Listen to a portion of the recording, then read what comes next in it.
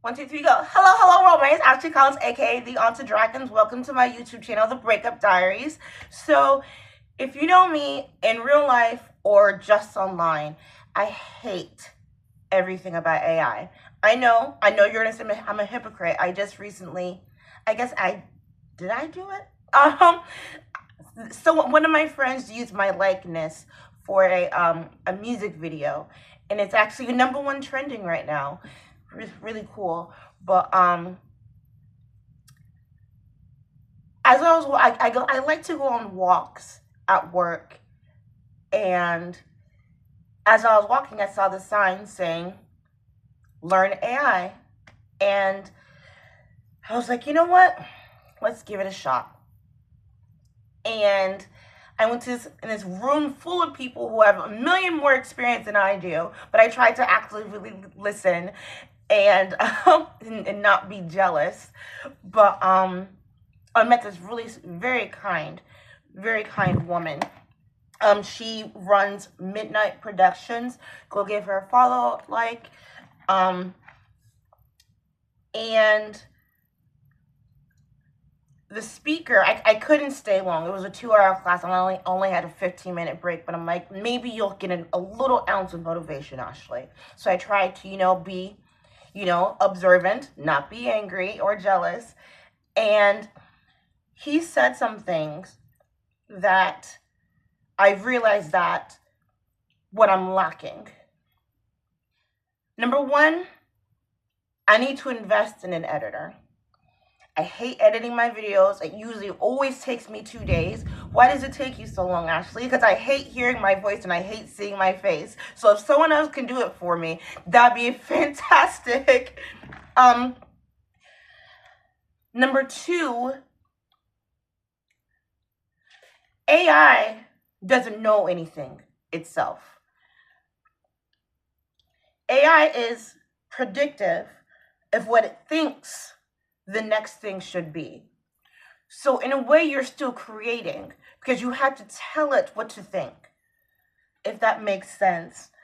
Oh, I'm sorry. It was Midnight Productions, the place that I attended. The lady I was speaking to is Stable Diffusion. So still follow them both. I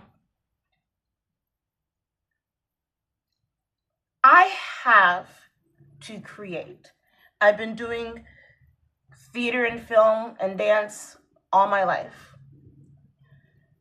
And I need to learn to accept AI, but I don't necessarily have to steal someone else's likeness because we all know that's where it's going to go. What you call it? Darth Vader, James Earl Jones, and Stan Lee, before they passed, they said you can use my likeness, right? So I'm trying to figure out a way how I can marry utilizing AI and not having to steal some random person's identity in Greece, right? And I think that there's a way we can do that via, I think we should lean more in Hollywood. We should lean more into making sci-fi films. And we can use someone's likeness, maybe Alan Cummings, because I think I saw something where they use his likeness, and I can't think of the film right now, but they use his likeness in a sci-fi film, and it's like genius, because that way that person can do the voice work, and I will edit AI's words. You can assume, you can predict, but I will still be the editor of those words. I think we can make this work without people having to lose their jobs and without having to be invasive in someone's privacy.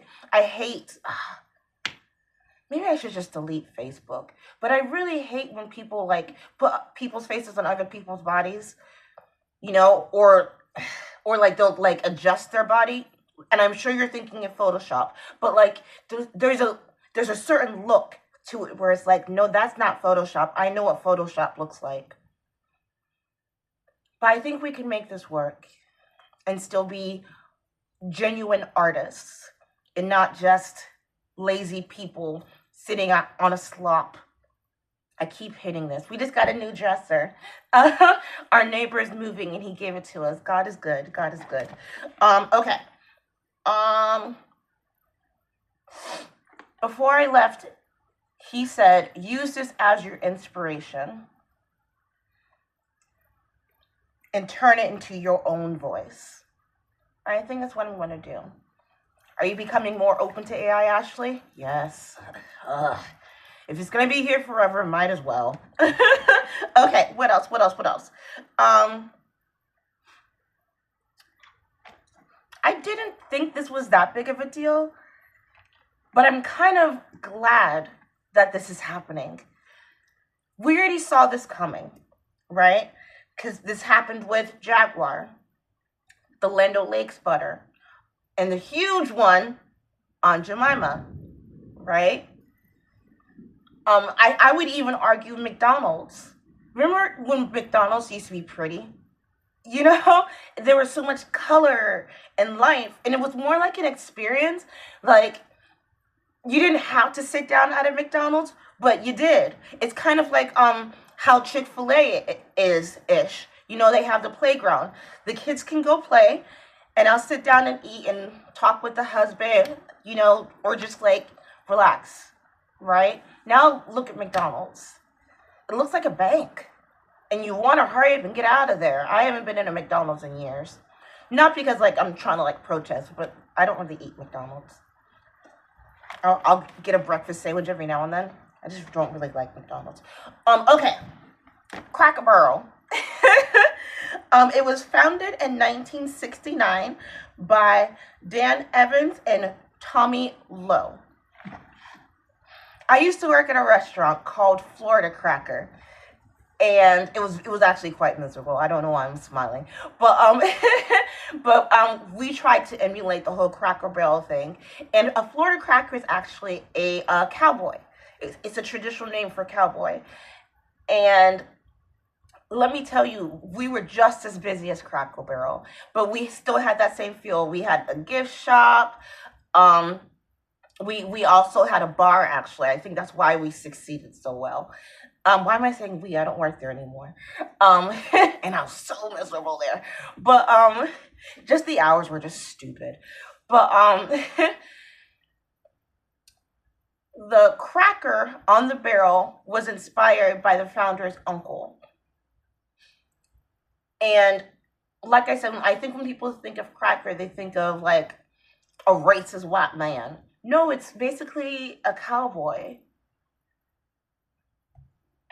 And I think people are assuming that people are outraged is because it's a white company. It's not a white company. It's a family affair. It's a place where your old grandma can go and sit down and have her coffee, you know? And this whole rebranding in general of making everything bland and fake, it's like, I know that you're trying to you're trying to attract the younger generation because they're so fragile and they're offended by everything. And I have to do something to bring them in. That's not your target audience. Your target audience is your grandma and grandpa. That's who it is. That's who's going to come bring in. We're having birthday dinner for Grandma at Cracker Barrel tomorrow morning at 9 a.m. We have to get there at 8:52 because we know it's going to be packed. You know, that's who you want to be as your guest. And I think there's a correlation.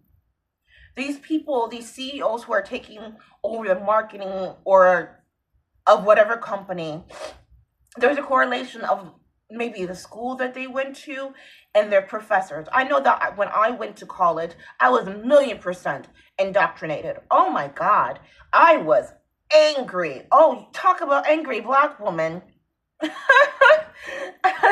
I laugh about it now because I'm like, oh, I'm so oppressed and they don't want me here. I'm like,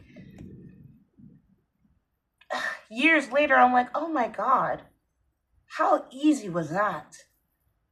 How easily manipulated I was. And it was because the circle I was a part of. I wanted to be like you because I just wanted friends. So whatever you're thinking, yes, White man bad. Yes, whatever you say, friend.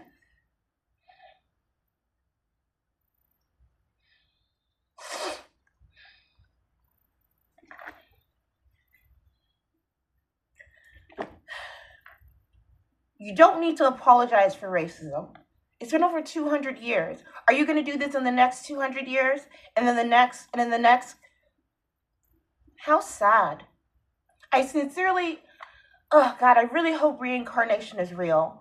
Because in 400 years, I'd love to come back and see if you're still crying about racism and reparations. And I'm sure you've seen the Amanda, what's her name? Amanda Seal, Amanda Stembler, what's her name? Um, Interview where she was in the room full of conservatives and she was so cocky and so ignorant and so rude.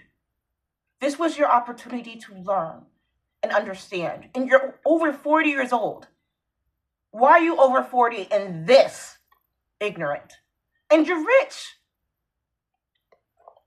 You want to give reparations? Give me some of your paycheck then. I was going to say something. God stopped me. You know, like, why are you complaining? And also, why are you wearing that? You look like a clown, speaking of color, you know? People calling us racist, Uncle Toms, because of Trump and, what is this? Oh, because of Trump and Disney, etc. Can we bring back sticks and stones? Sticks and stones may break my bones, but words will never hurt me. And they mean nothing anymore. Calling someone a racist or homophobe, it means nothing anymore. Because you're using it so frequently that people have just become immune to it. They have no weight to them. All right, last thing. I wasn't really going to talk about this, but the male cheerleaders, go Bucks, by the way, the male cheerleaders that are taking over right now, you're just take all of our jobs at this point, men. Just take all of our jobs, since you want all of them. There's always been male cheerleaders, is the argument, right? But they're usually spotters. They're the guys who shoot the cannons of the merchandise. But they never were like, oh, hi, my name is Ken. You know, like, what are we doing? I swear, ever since Trump got voted in, we keep inching forward to common sense again, and then they reel it back and they're like, no, we don't need common sense here. R.I.P. Vikings. I was never really a fan of you anyway, so go Bucks. All right, let me go and get my cell phone fixed because the crack is getting worse. Oh, God. I'm going to get flagged for saying that. Bye.